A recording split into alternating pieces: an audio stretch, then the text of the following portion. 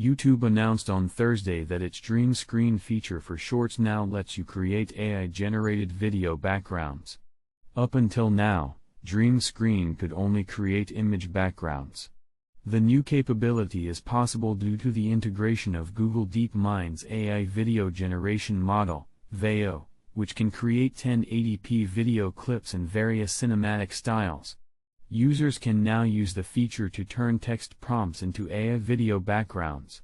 To access the feature, you need to go into the Shorts camera, tap the green screen icon, and then select Dream Screen. From there, you can type in a prompt, such as candy landscape or magical forest with a stream. Next, you can pick an animation style and then tap Create. The Dream Screen tool will then generate a series of video backgrounds that you can choose from. Once you select an AI video background, you can record a video with it behind you. YouTube says the new feature can be used for things like putting yourself in the setting of your favorite book or creating an animated opening for your short. In the future, YouTube plans to give creators the ability to generate 6-second-long standalone video clips for Shorts through Dream Screen.